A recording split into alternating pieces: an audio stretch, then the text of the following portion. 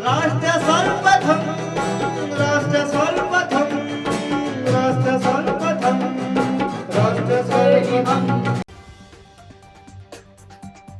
देश के मुख्य चुनाव आयुक्त की नियुक्ति प्रक्रिया में सुप्रीम कोर्ट के मुख्य न्यायाधीश की भूमिका खत्म किए जाने को लेकर आज सरकार ने राज्यसभा में एक विधेयक पेश किया। दिल्ली पुलिस आगामी G20 शिखर सम्मेलन के लिए रूसी ड्रैगनोस स्नाइपर राइफलें खरीदी। इन बंदूकों से लैस प्रशिक्षित निशानेबाजों को दिल्ली के 5 स्टार होटल्स की छत, एरो सिटी और शहर के अन्य रणनीतिक स्थानों पर तैनात किया जाएगा। मणिपुर विधानसभा का विशेष सत्र बुलाने के लिए महिलाओं ने निकाली मशाल मार्च, अलग कुकी प्रशासन की मांग की। मणिपुर के विधायकों ने पीएम को सौंपा ज्ञापन की पूर्ण निरस्तीकरण और एनआरसी लागू करने की मांग। सुप्रीम कोर्ट ने हरियाणा और दिल्ली से यमुना नदी के प्रदूषण पर अपनी स्थिति रिपोर्ट दाखिल करने को कहा और कहा कि वह 3 अक्टूबर को इस मुद्दे पर विचार करेगा। मेघालय के मुख्यमंत्री कोनराड के संगमा ने कहा कि पूर्वोत्तर के युवाओं को अपनी मानसिकता बदलनी चाहिए और आरक्षण से ऊपर उठकर देखना चाहिए, क्योंकि वे दुनिया में किसी से भी प्रतिस्पर्धा करने में सक्षम हैं।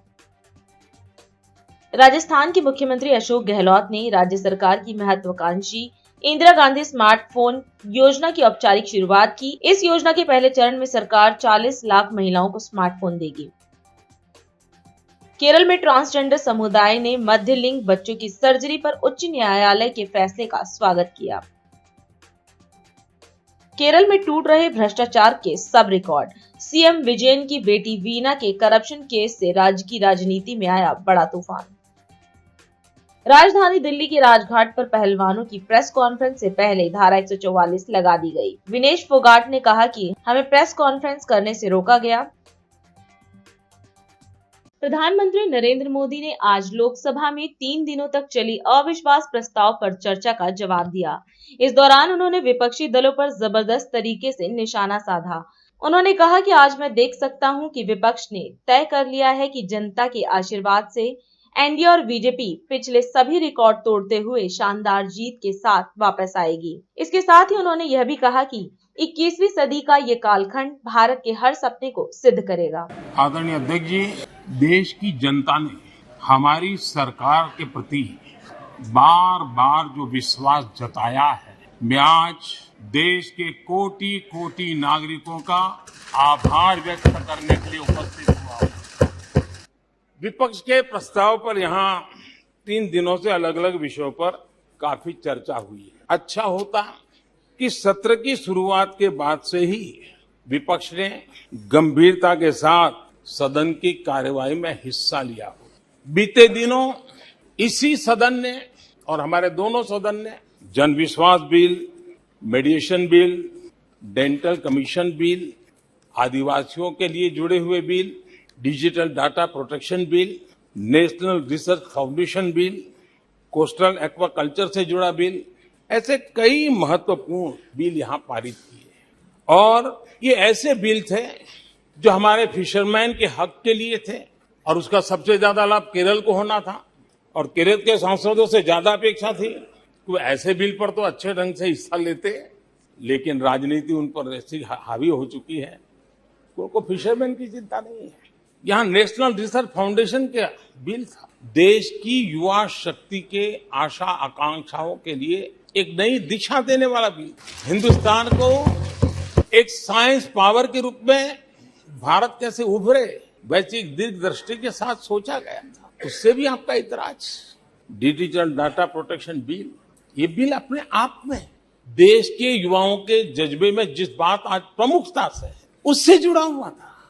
आने वाला समय टेक्नोलॉजी ड्रिवन है। आज डाटा को एक प्रकार से सेकंड ऑयल के रूप में, सेकंड गोल्ड के रूप में माना जाता है। उस पर कितनी गंभीर चर्चा की जरूरत थी, लेकिन राजनीति आपके लिए प्राथमिकता थी। कई ऐसे बिल थे जो गांव के लिए, गरीब के लिए, दलित के लिए, पिछड़ों के लिए, आदिवासी के लिए, उनके कल्याण की चर्चा करने के लिए थे, उनके भविष्य के साथ जुड़े हुए थे। लेकिन इसमें इन्हें कोई रुचि नहीं है। देश की जनता ने जिस काम के लिए उनको यहां भेजा है उस जनता का भी विश्वासघात किया गया है। और माननीय अध्यक्ष जी, आप झूठे एक दिन सदन चलने भी दिया, किस काम के लिए? आप झूठे तो अविश्वास प्रस्ताव पर झूठे, लेकिन आप ये मत भूलिए कि देश भी आपको देख रहा है, आपके एक एक शब्द को देश गौर से सुन रहा है, लेकिन हर बार देश को आपने निराशा के सिवाय कुछ नहीं दिया। किसी भी देश के जीवन में, इतिहास में एक समय ऐसा आता है जब वो पुरानी बंदिशों को तोड़ करके एक नई ऊर्जा के साथ, नए उमंग के साथ, नए सपनों के साथ, नए संकल्प के साथ आगे बढ़ने के लिए कदम उठा लेता है। 21वीं सदी का ये कालखंड, और मैं बड़ी गंभीरता से इस पवित्र लोकतंत्र के मंदिर में बोल रहा हूं और लंबे अनुभव के बाद बोल रहा हूं कि ये कालखंड, सदी का ये वो कालखंड है जो भारत के लिए हर सपने सिद्ध करने का अवसर हमारे चरण पे है। और हम सब ऐसे टाइम पीरियड में, चाहे हम हैं, चाहे आप हैं, देश के कोटि कोटि जन है, ये टाइम पीरियड बहुत अहम है, बड़ा महत्वपूर्ण है बदलते हुए विश्व में। और मैं इन शब्दों को भी बड़े विश्वास से कहना चाहता हूं कि ये कालखंड जो घड़ेगा, उसका प्रभाव इस देश पर आने वाले 1000 साल तक रहने वाला है। गांधीनगर में इंडिया मेडटेक एक्सपो 2023 के कर्टन रेंजर कार्यक्रम का आयोजन किया गया। इस दौरान केंद्रीय मंत्री मनसुख मंडाविया ने कार्यक्रम को संबोधित किया। उन्होंने कहा कि G20 स्वास्थ्य मंत्रियों की बैठक के साथ अन्य कार्यक्रम भी हो रहे हैं। डॉक्टर मंडाविया ने कहा कि चिकित्सा उपकरण क्षेत्र को देश में उभरते क्षेत्रों में से एक माना जाता है और सरकार भारत को चिकित्सा उपकरणों के लिए विनिर्माण केंद्र बनाने के लिए हर संभव कदम उठा रही है। इसके साथ ही उन्होंने कहा कि पीएम मोदी के नेतृत्व में भारत 2047 तक देश में स्वास्थ्य परिदृश्य को बदलने की दृष्टि से स्वास्थ्य के प्रति समग्र दृष्टिकोण अपना रहा है। G20 हेल्थ मिनिस्टर समिट, इस समिट के साथ कई कार्यक्रम भी, कई इवेंट भी साथ में ही हो रही है और मैं मानता हूँ कि हेल्थ सेक्टर और फार्मा सेक्टर की, आयुष मिनिस्ट्री की एक होलिस्टिक हेल्थ के देश की सबसे बड़ी समिट होगी। उसमें मेडटेक एक्सपो भी लगेगा, उसमें मेडिकल वैल्यू ट्रैवल के लिए भी सेमिनार होगा, एक्सपो होगा। साथ में हमारी ट्रेडिशनल मेडिसिन के लिए भी WHO ने ट्रेडिशनल मेडिसिन का ग्लोबल सेंटर इंडिया को दिया है और गुजरात में जामनगर आयुर्वेद यूनिवर्सिटी के साथ मिलके ट्रेडिशनल मेडिसिन सेंटर बन रहा है। इस सभी को एक साथ में G20 हेल्थ मिनिस्टर समिट के दरमियान महात्मा मंदिर में उसका कार्यक्रम होगा। Health sector, pharma sector, Ayush sector हमने बहुत सालों तक साइलोज में सोचा है, टोकन में हमेशा सोचते रहे, लेकिन मोदी जी की कार्य पद्धति रही है सारी चीजों को होलिस्टिक अप्रोच के साथ टोटल में सोचना। ये टोटल सोच का ये नतीजा है कि हमें कोई गोल अचीव करना है तो हमें कौन से रास्ते से जाना चाहिए। हमें हेल्थ सेक्टर को सुदृढ़ करना है तो फार्मा सेक्टर साथ में ही है। हम फार्मेसी ऑफ द वर्ल्ड है, हम फार्मेसी ऑफ द वर्ल्ड से फैक्ट्री ऑफ द वर्ल्ड बनना चाहते हैं। उसके लिए 2047 का विजन भी गवर्नमेंट ने ऑलरेडी बना लिया है, मिनिस्ट्री ने ऑलरेडी बना लिया है। 5 साल में हमें क्या करना है, 10 साल में हमें क्या करना है, 2030 में हमें कहाँ पहुंचना है। मेडिकल डिवाइस सेक्टर में आज $11 बिलियन से हमें $30 बिलियन तक पहुंचना है। तो वहां पहुंचने के लिए एक होलिस्टिक अप्रोच के साथ क्या करना चाहिए।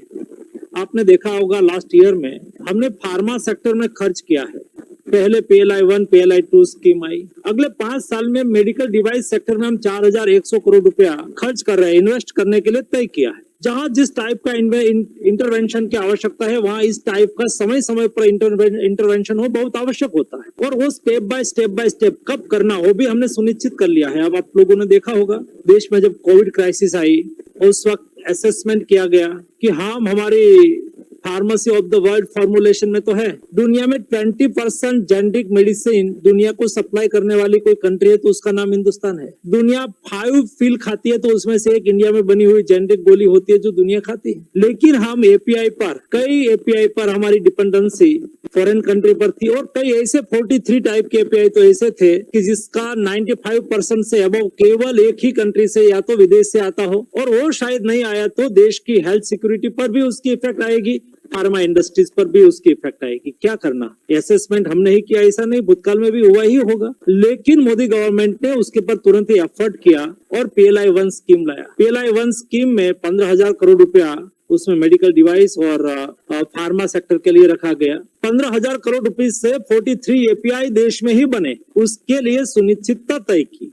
उसके पर आत्मनिर्भर भारत का मतलब ये नहीं है कि हम दुनिया में कुछ इंपोर्ट करेंगे ही नहीं। ग्लोबलाइजेशन के समय में आपको एक्सपोर्ट भी करना है, इंपोर्ट भी करना है, परंतु क्रिटिकल रिक्वायरमेंट, डिफेंस हमारी क्रिटिकल रिक्वायरमेंट है, फार्मा मेडिसिन हमारी क्रिटिकल रिक्वायरमेंट है, वो देश में ही क्रिटिकल चीजें बननी चाहिए। उसमें से PLI 1 स्कीम लाए। आज अच्छी तरह से PLI स्कीम का इम्प्लीमेंटेशन चालू हो गया है। 23 एवो API आज ऑलरेडी इंडिया में बनना चालू हो गया। बाद में सोचा कि हम फार्मेसी ऑफ द वर्ल्ड भी बनाए रहना है, तो क्या करना चाहिए, हम इंपोर्ट पर डिपेंडेंसी कम करें और मार्केट में, एक्सपोर्ट मार्केट में भी हम बने रहे। उसके लिए दुनिया से सस्ता कॉम्पिटिटिव मैन्युफैक्चरिंग करके हम दुनिया के मार्केट में कैसे हमारी मेडिसिन को डाले। PLI 2 लाया 15,000 करोड़ रुपीस की, 14,000 crore rupees PLI 1, 15,000 crore rupees PLI 2। उसके बाद हमने सोचा कि मेडिकल डिवाइस सेक्टर में और बल्क ड्रग में भी हमें इनिशिएटिव लेना होगा, तो PLI 1 का एक पार्ट बनाया। देश में 3 बल्क ड्रग पार्क, क्योंकि उसके लिए इकोसिस्टम चाहिए, ये डिसीजन मेरिट पर करना पड़ता है। और इसलिए कहाँ इकोसिस्टम है जिस स्टेट में हम बल्क ड्रग पार्क बना सके, यानी कि हम API का मैन्युफैक्चरिंग कर सके, तो जहाँ इकोसिस्टम है उसको देखते हुए 1,000 करोड़ रुपीस भारत सरकार के द्वारा सपोर्ट करके, स्टेट गवर्नमेंट को सपोर्ट करके 3 बल्क ड्रग पार्क, एक वाइजैक में, दूसरा गुजरात में, तीसरा हिमाचल प्रदेश में, 3 बल्क ड्रग पार्क का ऑलरेडी काम चालू हो गया। आज लखनऊ में इंडिगो द्वारा लखनऊ से वाराणसी तक फ्लाइट का शुभारंभ कार्यक्रम का आयोजन किया गया। इस दौरान मुख्यमंत्री योगी आदित्यनाथ भी मौजूद रहे। कार्यक्रम को संबोधित करते हुए मुख्यमंत्री योगी ने भारत सरकार और इंडिगो के निदेशक मंडल को बधाई दी। उन्होंने कहा कि वाराणसी ने पिछले 9 वर्षों के दौरान PM मोदी के नेतृत्व में विकास की नई इकाइयों को छुआ है, भौतिक विकास के क्षेत्र में नए कीर्तिमान भी स्थापित किए हैं और इसलिए राजधानी लखनऊ का वाराणसी से जुड़ना महत्वपूर्ण है। मैं भारत सरकार को और इंडिगो के पूरे निदेशक मंडल को हृदय से धन्यवाद देता हूं कि देश की आबादी के सबसे बड़े राज्य उत्तर प्रदेश की राजधानी लखनऊ को आज देश की आध्यात्मिक राजधानी कही जाने वाली वाराणसी के साथ इंडिगो की इस पहली फ्लाइट के माध्यम से जोड़ने का कार्य हुआ है। बहुत दिनों से हमारे माननीय जनप्रतिनिधियों की, वाराणसी के उद्यमी और व्यापारियों की, वहाँ के विद्वत समाज की और काशी बाबा विश्वनाथ धाम में दर्शन करने के लिए इच्छुक श्रद्धालु जनों की ये मांग थी कि वाराणसी को लखनऊ से भी जोड़ दिया जाए।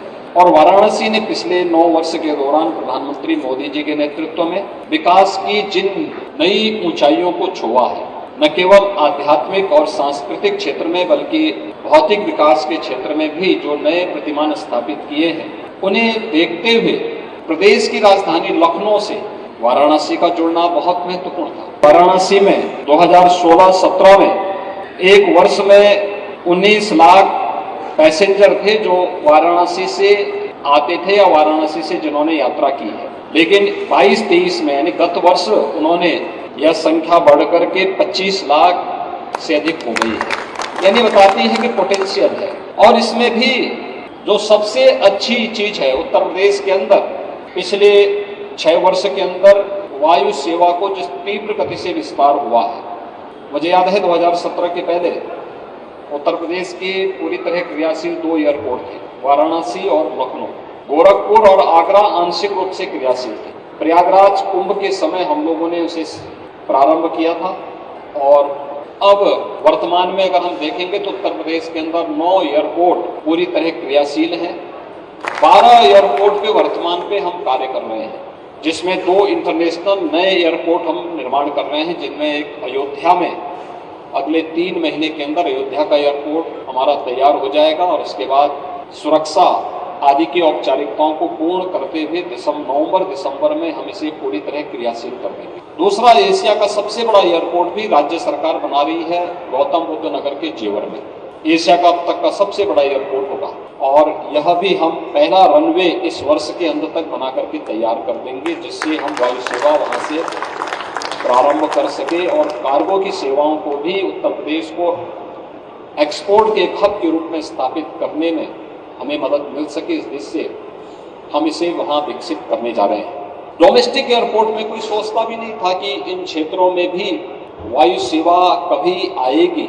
आज बरेली वायु सेवा से जुड़ चुकी है, आगरा में वायु सेवा प्रारंभ हो चुकी है, प्रयागराज में वायु सेवा प्रारंभ हो चुकी है। और आप आश्चर्य करेंगे कि उड़ान योजना ने प्रधानमंत्री जी की उस संकल्पना को कि हवाई चप्पल पहनने वाला भी हवाई जहाज की यात्रा कर सकता है, यह साकार हुआ है। कितनी तेजी के साथ इसमें विस्तार हुआ है उत्तर प्रदेश के अंदर। अगर इन आंकड़ों को आप देखेंगे, गोरखपुर में 16-17 में वर्ष में केवल 54,000 पैसेंजर यात्रा कर पा रहे थे और आज यह संख्या 7 लाख से ज्यादा है, 7,18,000। अकेले गोरखपुर से जो एयर कनेक्टिविटी हुई है उसके माध्यम से यात्री आ जा रहे हैं। प्रयागराज में 45,000 से बढ़कर के 5,71,000 हुआ है। लखनऊ में 39,68,000 से बढ़कर के यह 52,50,20,000 से अधिक ये संख्या बढ़ी है। यानी ये चीजें दिखाती हैं कि उत्तर प्रदेश में पोटेंशियल है और इसी पोटेंशियल को ध्यान में रख करके तेजी के साथ वायु सेवा का विस्तार किया जा रहा है। अब आजमगढ़ में भी वायु सेवा चलेगी, श्रावस्ती में एयरपोर्ट का निर्माण हम लोग युद्ध स्तर पर कर रहे हैं, सोनभद्र में कर रहे हैं, चित्रकूट में एयरपोर्ट का निर्माण हो रहा है, अलीगढ़ में, मुरादाबाद में, मेरठ में, सहारनपुर में। यानी ये वे जगह हैं जो अछूती सी रह गई थी। इन सब को हम वायु सेवा के साथ बहुत शीघ्र जोड़ने की कार्रवाई को आगे बढ़ा रहे हैं। मैं एक बार फिर से इंडिगो परिवार को हृदय से धन्यवाद देता हूँ। भारत सरकार के नागर विमानन के सभी अधिकारियों को भी हृदय से धन्यवाद देते हुए कि उन्होंने उत्तर प्रदेश में प्रधानमंत्री जी के संकल्पों को आगे बढ़ाने में अपना योगदान दिया है।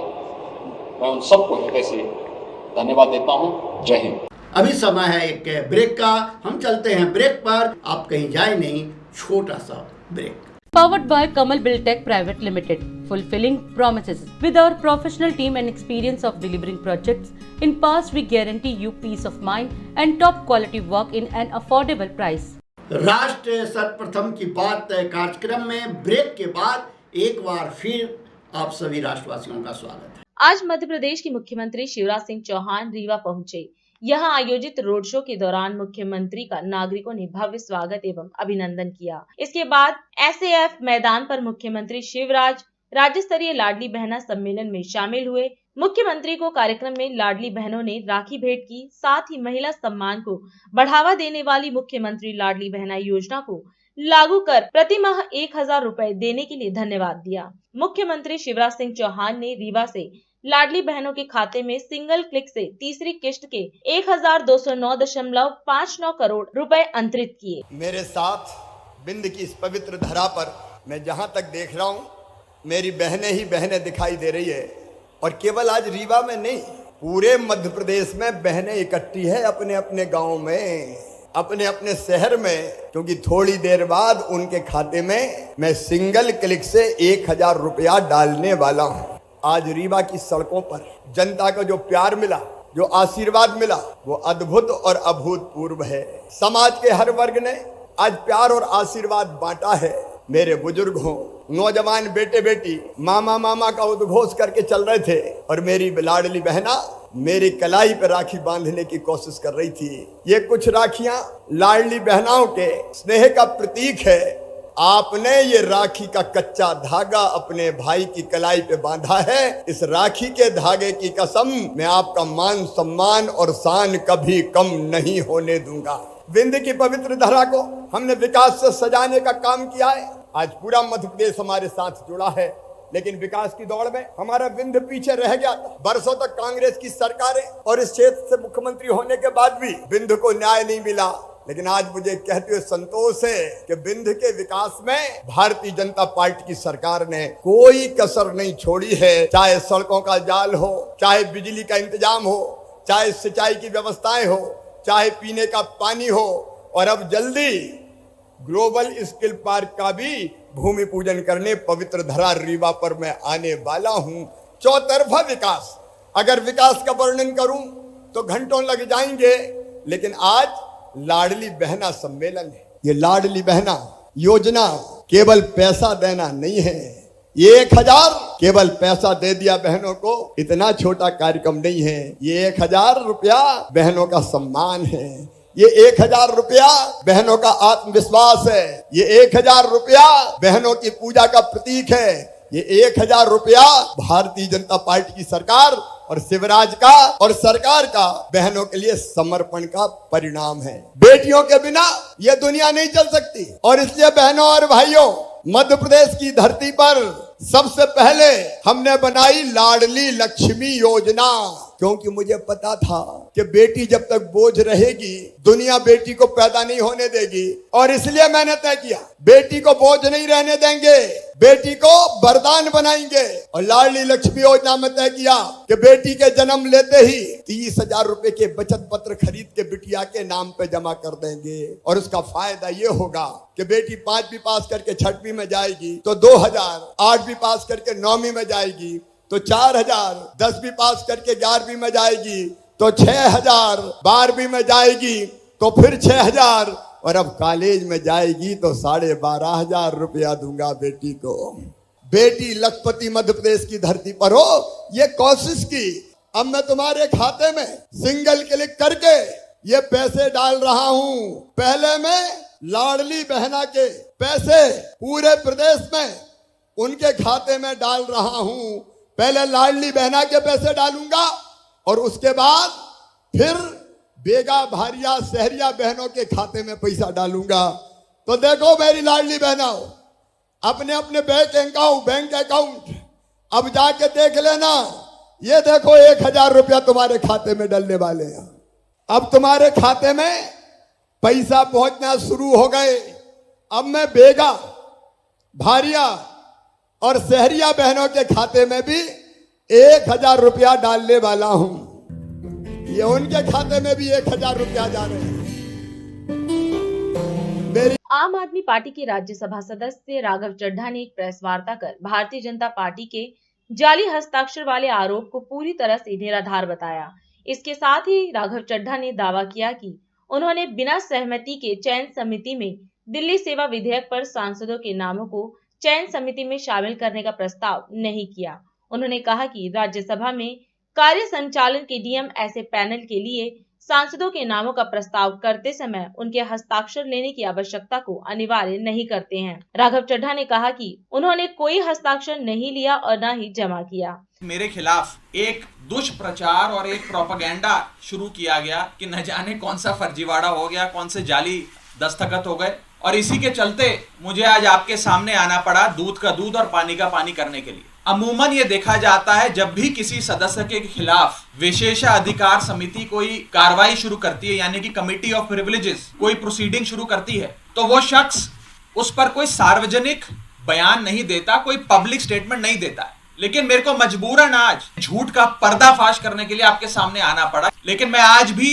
अपने बयान में ना कमिटी ऑफ प्रिविलेजेस के बारे में, ना ऑनरेबल चेयर के बारे में कोई भी बयान दूंगा। मैं सिर्फ रूल, पोजीशन और सच्चाई आपके सामने रखूंगा। पहली चीज तो यह है कि ये रूल बुक है जिसके हिसाब से राज्यसभा चलती है। ये रूल बुक, लाल किताब, इस पे लिखा है rules of procedure and conduct of business in the council of states. इस रूल बुक में जो लिखा है वो मैं आपको बताना चाहता हूं। ये रूल बुक कहती है कि किसी भी समिति के, सिलेक्ट कमिटी के गठन के लिए आप नाम प्रस्तावित करते हैं, कोई भी सांसद नाम प्रस्तावित कर सकता है, और जिस मेंबर का नाम प्रपोज किया जाता है, प्रस्तावित किया जाता है, उस मेंबर का ना साइन चाहिए, ना उस मेंबर का सिग्नेचर चाहिए, ना उस मेंबर का रिटन कंसेंट चाहिए। यानी कि इस रूल की किताब में कहीं नहीं लिखा कि सिलेक्ट कमिटी में किसी भी शख्स का, मेंबर का नाम देने के लिए आपको उस प्रस्तावित प्रपोज्ड मेंबर की रिटन कंसेंट या सिग्नेचर चाहिए। मैं आपको आगे बताना चाहता हूं कि जब भी सिलेक्ट कमिटी के गठन के लिए नाम प्रस्तावित किए जाते हैं तो ना सिग्नेचर लिए जाते हैं, ना सिग्नेचर जमा किए जाते हैं, ना सिग्नेचर की जरूरत होती है। तो जब किसी का हस्ताक्षर लिया ही नहीं, जब कोई हस्ताक्षर जमा किया ही नहीं, तो ये फर्जी साइन का जो एक अफवाह फैलाई जा रही है, ये सरासर गलत, झूठ और बेबुनियाद है। और ये मैं कानून की पोजीशन के हिसाब से बता रहा हूं। और मैं आज इस मंच से बीजेपी के नेताओं को चुनौती देता हूं कि वो कागज लेकर आए मेरे सामने, show me that piece of paper जिसपे ये दस्तखत है। जब कोई दस्तखत है ही नहीं, जब सिग्नेचर होता ही नहीं, तो फर्जी सिग्नेचर की बात कहां से आ गई। लेकिन प्रोसेस ये होता है कि जब भी कोई विवादित कंट्रोवर्शियल बिल सदन के भीतर आता है तो एक समिति गठन की एक प्रक्रिया बताई गई है कि अगर कोई मेंबर चाहे कि इस बिल पर मतदान ना हो, इस बिल पर और चर्चा हो और इस बिल में क्या चेंजेस किए जाएं वो बताए जाएं, उसके लिए एक समिति का गठन किया जाए। उस समिति में कुछ नाम प्रस्तावित किए जाते और जिस शख्स को उस समिति में नहीं रहना वो अपना नाम विड्रॉ कर लेता है। ये प्रपोजल है, ये प्रस्ताव है, किसी को जर जबरदस्ती नहीं बिठा दिया। मैं ये बात रखना चाहता हूं कि जो मेरे खिलाफ कंप्लेंट्स दर्ज हुई, जिस मामले को कमिटी ऑफ प्रिविलेजेस को रेफर करा गया, उसका ये पार्लियामेंट्री बुलेटिन है, सरकारी डॉक्यूमेंट है। ये पार्लियामेंट्री बुलेटिन है जिसके तहत मेरे खिलाफ जो कंप्लेंट्स आई उसे विशेषाधिकार समिति को विचार के लिए भेजा गया। इस पूरी पार्लियामेंट्री बुलेटिन में कहीं भी फर्जीवाड़ा, फोर्जरी, फोर्ज्ड साइन, सिग्नेचर, हस्ताक्षर, किसी भी शब्द का प्रयोग नहीं किया गया। सिर्फ इतना बोला गया कि इसकी जांच करके बताइए। अगर कोई फोर्जरी होती, कोई फर्जीवाड़ा होता, सिग्नेचर शब्द का प्रयोग तो कम से कम किया गया होता इस पार्लियामेंट्री बुलेटिन में। यह सरकारी दस्तावेज है राज्यसभा सेक्रेटेरिएट का। अब मैं आपको संक्षेप में ये बताना चाहता हूं ये हुआ क्यों, ये विवाद कहां से खड़ा हुआ, ये क्यों इतनी अफवाह फैली। ये इसलिए फैली क्योंकि सोमवार दोपहर को सदन के अंदर आम आदमी पार्टी की ओर से मैंने पूरी मजबूती से दिल्ली के अध्यादेश पर अपना वक्तव्य दिया और उसके ठीक 6 घंटे बाद मेरे खिलाफ बीजेपी ने यह आरोप लगाने शुरू कर दिए। आज के समय हर संभव प्रयास किया जा रहा है कि विपक्ष की आवाज को दबाया जाए। जैसे राहुल गांधी जी की मेंबरशिप छीन ली, हमारे 2 सांसद संजय सिंह जी, सुशील कुमार रिंकू जी, दोनों को सस्पेंड कर दिया, लीडर ऑफ ऑपोजिशन का माइक ऑफ किया जाता है और उनका यही मकसद होगा शायद कि मेरी आवाज को भी दबाया जाए। लेकिन मैं कहना चाहता हूं कि ये युवा आवाज है, अरविंद केजरीवाल की एक सिपाही की आवाज है, ये आवाज दबने वाली नहीं है। आज दिल्ली प्रदेश भाजपा अध्यक्ष वीरेंद्र सचदेवा और नेता प्रतिपक्ष रामवीर सिंह विधूड़ी के नेतृत्व में भाजपा विधायकों ने उपराज्यपाल वीके सक्सेना से मुलाकात कर उनसे अनुरोध किया कि दिल्ली की विधानसभा की गरिमा और विधायकों के अधिकारों की रक्षा करने के लिए कदम उठाएं।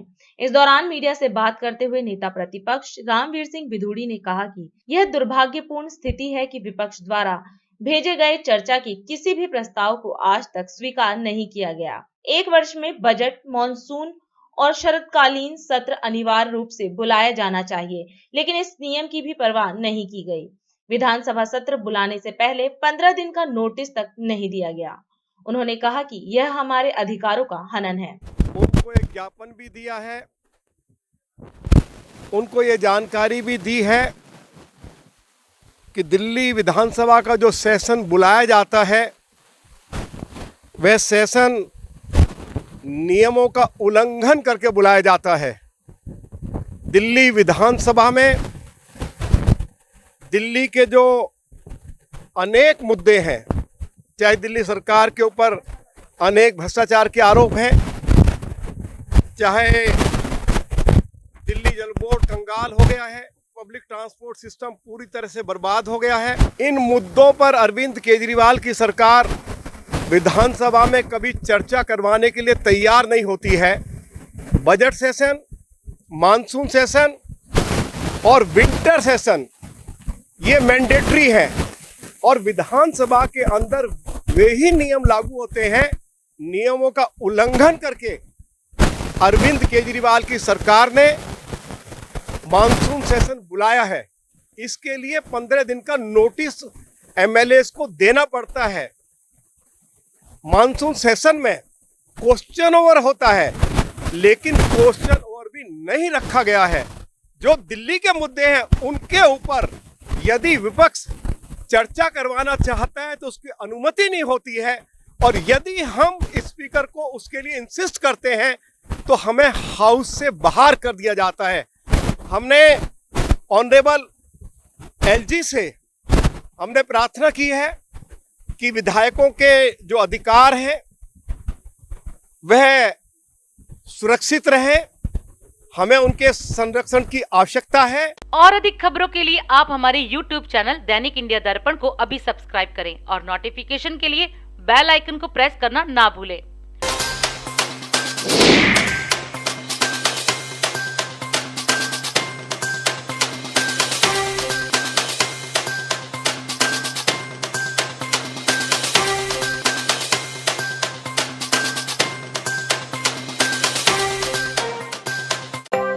आज हम इस कार्यक्रम में आपसे विदा लेते हैं। आप अन्य खबरों के लिए बने रहे।